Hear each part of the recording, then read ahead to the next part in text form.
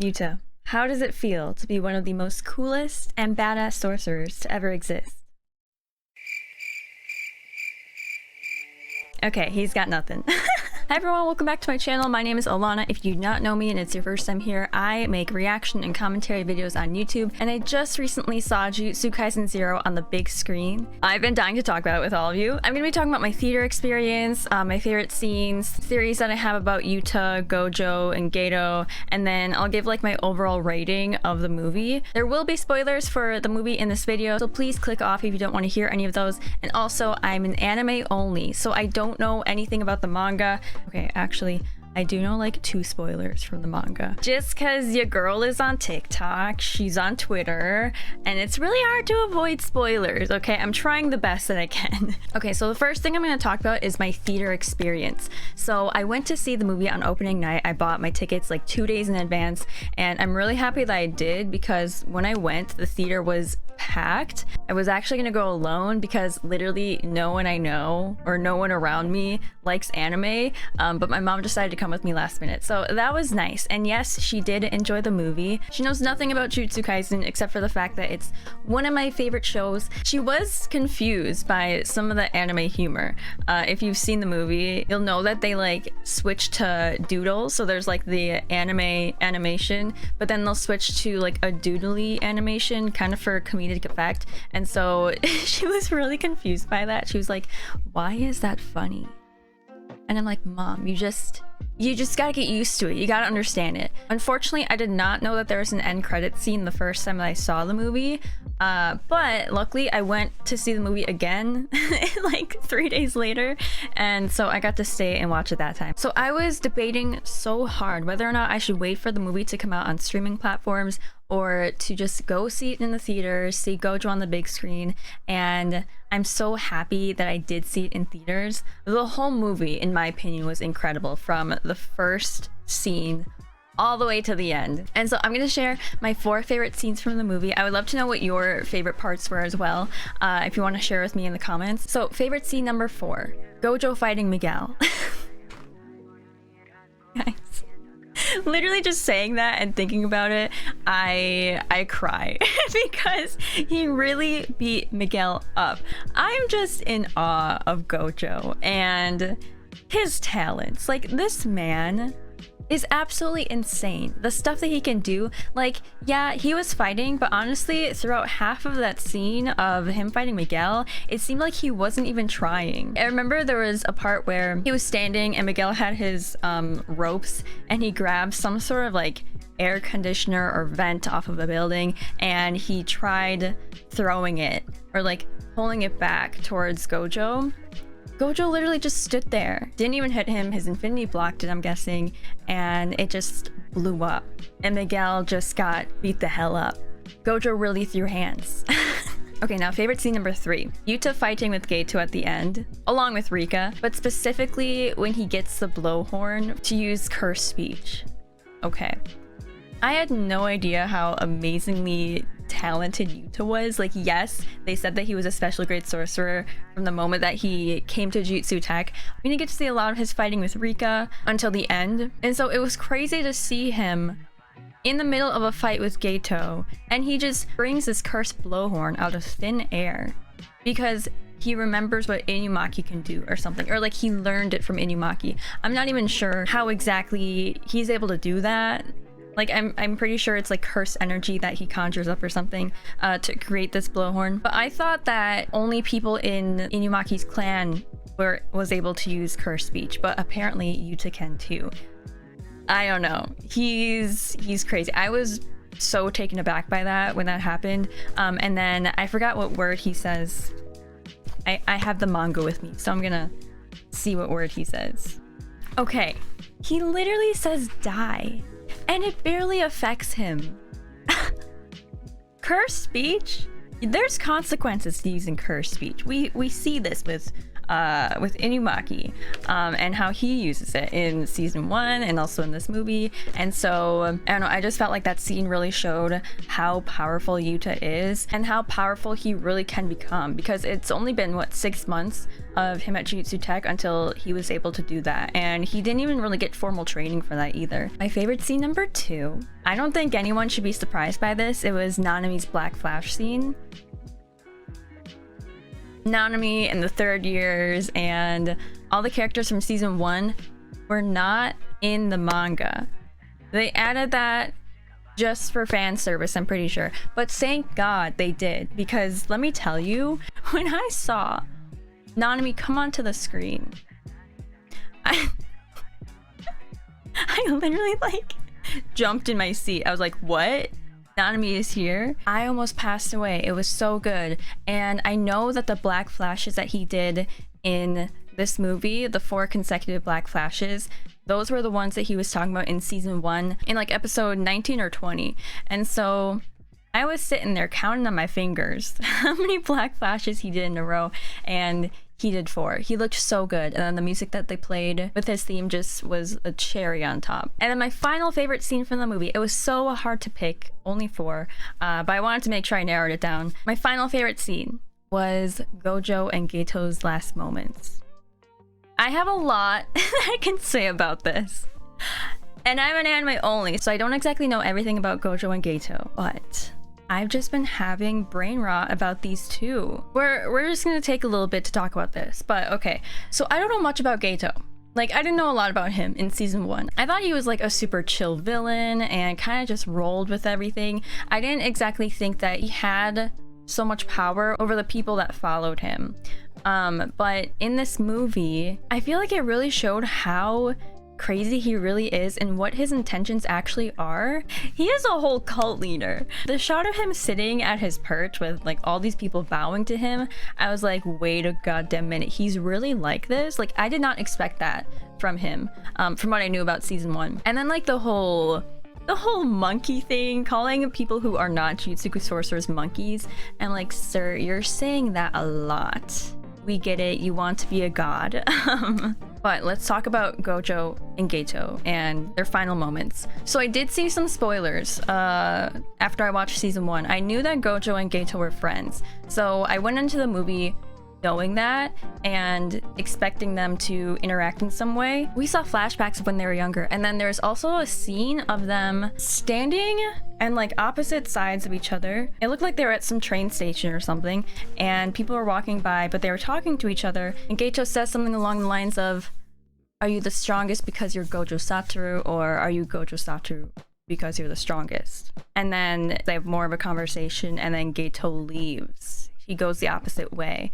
And Gojo puts up his hand, and it looks like he's about to do like hollow purple or something, like similar to what we saw in episode 20, but he can't do it. I know that scene is not in volume 0 because I read this after the movie, and I did not see that in there, and I think it's in one of the later volumes, so maybe we'll see that in season 2. But I just want to know what happened to them, because we saw these flashbacks of them laughing together. They were besties. They went to high school together.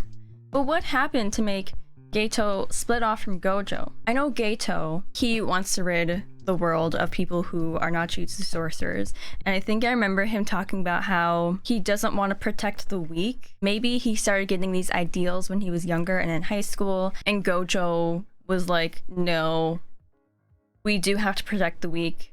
That's what Jujutsu sorcerers are here for. And perhaps they just had like a whole debacle about that, and Geto's like, okay, well, peace out then. I don't want to be here anymore. But I know that one of the next arcs in the manga, and that we might see during season 2, is more of Gojo's backstory. And so I'm hoping we'll learn more about him and Geto then. But then we have this scene with Gojo and Geto at the end when Rika goes crazy, does her shit, and Gojo and Geto start talking to each other. Let me just open up the manga and go to this point. Can I just say, when I watched this scene, I almost cried. Okay, here we go. So Geto was out here dying against the wall. His arm got blown off by Rika. Gojo sent Panda and Inumaki over to where Yuta and Maki were because he trusted that Geto would not kill them. This man is a whole cult leader, and Gojo still trusts in Geto to not kill his students. That is some firm trust in a person. So that just solidifies that they had to be super close with each other. And then Geto's on the brink of death. Gojo asks if he has any last words. He says something about monkeys, as he has to, I guess. Then Geto says, "In this world, I couldn't truly be happy from the bottom of my heart." It's just, it feels so angsty. Like, why could he not be happy? What does he know about this world that we don't? And then Gojo says something to him. We don't know what he says because it was silent. And this has been killing me. I need to know what Gojo says. They don't say it in the manga, they didn't say it in the anime, but Geto smiled after Gojo said it and says, "You should have cursed me instead," or something along those lines. And then it cuts to a black scene, and then you hear a slice noise. So I think Gojo killed him. Like, he literally killed him. But then that begs the question, why is Geto in season 1? But when we see him in season 1, he does have the stitch marks on his head. I have this theory that Gojo killed Geto. Maybe by slicing open his head right there. But somehow, because of the curses in him, because Geto eats curses, right? He has a lot of curses in him. But somehow, because of the curses in him, he's brought back to life? I don't know. I feel like I want to go back and watch season 1 and see if there's any interactions between Gojo and Geto. I wanted to talk about Gojo though, and how this movie portrayed him. First of all, this movie reignited my love for Gojo, and it made it stronger. When I watched season 1, and I feel like a lot of you might relate to this, if you're an anime only, Gojo was portrayed as a super strong character, and he is a super strong character. He was always so goofy and silly. It seemed like he didn't take anything seriously. But after I saw this movie, I feel like Gojo's character is one of the most tragic in the story. I just feel like he is so alone in his life. Because imagine you are this person who is the strongest in the world. People expect so much from you. They see you and only think of you as the most powerful Jujutsu sorcerer. That's very surface level, and it makes me sad to think about. And it is so evident in this movie, and also in season 1, that he cares so much about his students, and he will do anything to protect them. He said that he would fight the higher-ups in season 1 if they were to kill Yuji, and he also said in this movie that if anything were to happen to Yuta, or if he had to be executed, then Gojo would be executed too. He would die for these kids. And I think that's such an important part of his character. I don't know a lot about when he was growing up, or how he got these powers, but he's always talking about how people cannot take away a children's youth. And I feel like he is so passionate about that because that happened to him when he was younger. And so yeah, I don't know, this movie just made me love him even more, and I kind of feel like I understand his character a lot more now. And yeah, I hope other people realize that too, because I know he's just a fictional character, but I see a lot of people bullying Gojo for just being annoying or a menace, and I think he is so much more than just being pretty and super powerful. Okay, I also wanted to talk about Yuta. I thought he was so sweet. He is so strong. He is so proud of his friends, and I really cannot wait to see more of him in the anime. I loved the ending fight scenes, seeing him pop off. And another thing that I thought was interesting was that he is a very anxious person. And so I wonder how he's going to feel mentally in the later seasons, because we saw how scared he was to conjure up Rika, because Rika has hurt people in the past. And so how will he fare in the later seasons as a Jujutsu sorcerer? Is he going to be as anxious as we saw him in the movie, or will he be different? I feel like there has to be some sort of character growth. And also, I feel like he doesn't realize how powerful he really is. Or maybe this is just his kindness coming out, but when he sees his friends fighting and using their cursed energy, he's so proud of them and he looks up to them so much. I feel like he is the kind of person who will fight for his friends. We saw that when he had that talk with Maki about how he would be there to cheer her on when she takes down her clan. I really love the dynamic between him and Maki, Inumaki, and Panda. I think they're a great crew.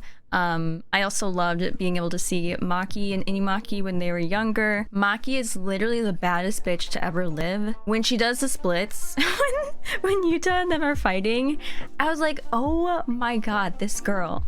This is who I want to be. She's so cool. Another thing about Maki is that in season 1, Maki uses the playful cloud, the like baton thing that Geto is using. And so I don't know how the heck that she got it. Maybe he like dropped it while they were fighting and then Maki picked it up and added it to her collection. But I didn't realize that until someone told me on Instagram or in like the comments of one of my YouTube videos. And so thank you for letting me know. There's one scene I wanted to talk about that made me giggle. It was the scene where Yuta and Rika come in and save Inumaki, Panda, and Maki from Geto.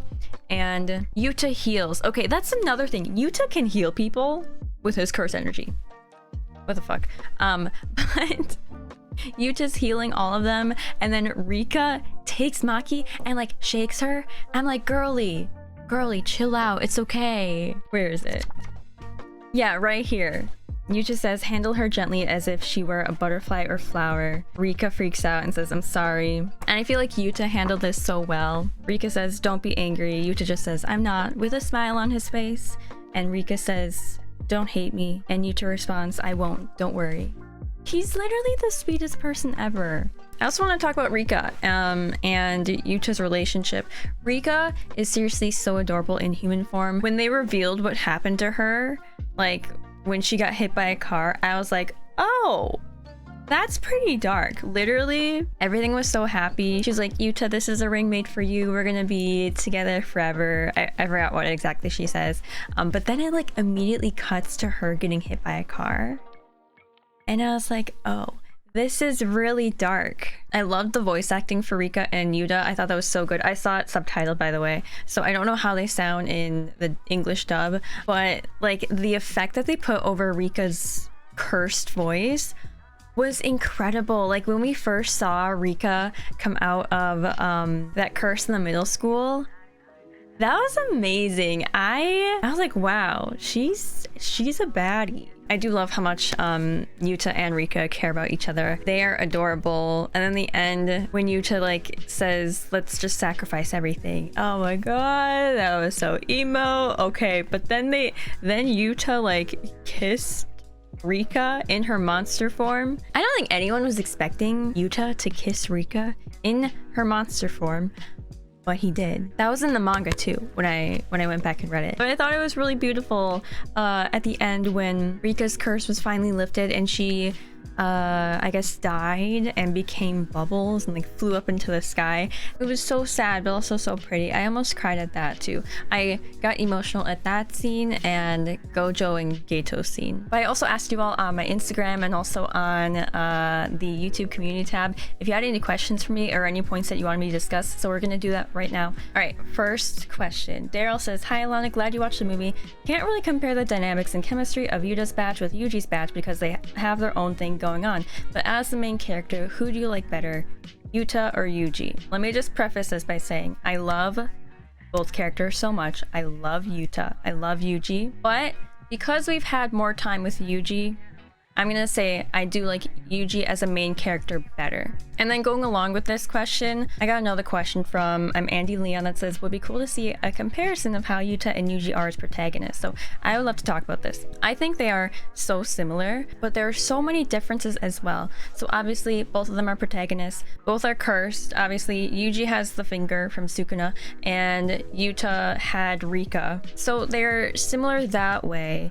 But I feel like they had different ways of thinking because of their curses. So in the movie, right at the beginning, we see that Yuta wanted to die so badly. He did not want to keep hurting people. He tried killing himself with a knife, but Rika didn't let him. But on the flip side, Yuji, he wanted to live to help people because of what his grandfather said. I kind of feel like both of them are flipping their viewpoints. So Yuta got his curse. He wanted to die because he didn't want to hurt people. But as he's growing and learning how to use this curse energy, he realizes that he can help people because of this. With Yuji, on the other hand, when he got his curse, he was like, yeah, let's go, I'm gonna help people out. And I feel like the more that Yuji's affecting other people's lives, the more he's like, what's the point of me doing this? And he's like having internal conflict. And I specifically say that because of a scene in season 1 in the last episode where Sukuna is talking to Yuji about how if he did not eat these fingers in the first episode, then the people wouldn't be dying, and Sukuna is just like laughing at him as Yuji walks down the hall. They're also very different personality wise in that Yuta is very like socially anxious, or just like an anxious boy in general, whereas Yuji is very outgoing and extroverted. Yeah, overall I really love Yuta and I love Yuji. I think Yuji is the better protagonist for the show though. We know a lot more about Yuji because we've had 24 episodes with him versus just an hour and 45 minutes with Yuta. But I'm really excited to know more about Yuta and his backstory. And I do think he comes back into the story eventually. And I got another question from Kokushibo. It says, if Gojo never had his 6-eyed ability, do you think Yuta would be stronger than him? I'm gonna be honest, I don't know what his 6-eye ability is. I don't think they explained that in the anime yet, but I'm guessing that's why he has to keep his eyes covered. Just going off of that and what we've seen of Gojo and how powerful he is when he has his eyes uncovered, I feel like if Gojo did not have that, Yuta would be stronger. Because Gojo in season 1 says that Yuta may become as great as a sorcerer as Gojo. And so I feel like if Gojo lost one of his abilities, then yes, that would make Yuta stronger. Okay, another question. How was it to not scream in front of your mom? It was very hard. It was hard to not freak out in the theater, but I had a good time. I can't wait till it's on streaming service so I can watch it all over again 24/7. All right, and then we have multiple questions about Gojo. Is Gojo really the strongest character in the anime? Gojo's fighting skills, does it give you goosebumps? How's Gojo? We already talked about this, but let me just say, impeccable. Yes, I think he was the strongest in the anime. I think he's stronger than Yuta at this point. I don't think anyone's gonna top him anytime soon. But overall, I would give this movie a 8.5 or 9 out of 10. I loved it so much. The only reason I wouldn't give it a 10 out of 10 is because the first time I saw it, I felt like it was kind of choppy, and there were also a lot of flashbacks during like really intense scenes, which I know that's pretty normal for anime, but I thought there were a lot of them, and I'm like, please just show me what's gonna happen. I did get a question on Instagram kind of related to that, saying, does it feel like a proper movie or 6 episodes made into a movie? It doesn't really feel episodic, but I just felt like things got so intense so quickly, and I was like, whoa, we were just here watching them train and now they're about to have this huge fight. I was just taken aback by it, and so I think that's why it felt a bit choppy. When I saw it the second time, I didn't have those feelings, but that was probably because I just knew what was gonna happen. But besides that, everything else was incredible. The music was amazing. I've been listening to the soundtrack. The animation was so gorgeous. Oh my god. Gojo's lips, Gojo's eyes, the landscape shots, it was amazing. I think it was better than the animation in season 1, and so I can't wait to see what they do for season 2. But yeah, I'm very, very happy that I saw it in theaters. I would love to know what all of your favorite parts were, what your favorite scenes were, who's your favorite character for the movie, and what theories you have for season 2 if you're an anime only like me. I just grabbed Yuta so we can say goodbye as well, but thank you all so much for watching. I really appreciate it. If you did like the video, please give it a thumbs up. It really helps out my channel. I will see you all in the next one. Bye everyone!